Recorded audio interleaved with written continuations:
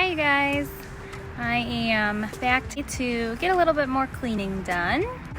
I am gonna work on my bathrooms today, and I'm gonna get some vacuuming finished in our basement. We live in a split foyer, so the basement is actually one of our main living areas.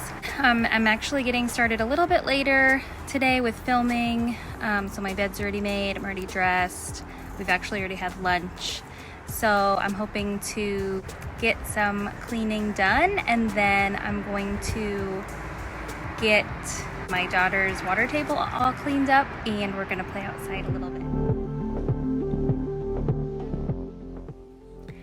I'm gonna get started today in the downstairs bathroom, and it's pretty real because my oldest daughter has her bedroom downstairs, so there's a lot to clean around initially.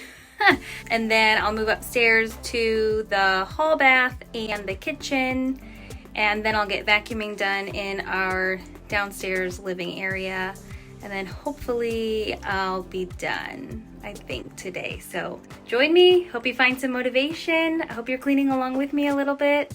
Let's get started.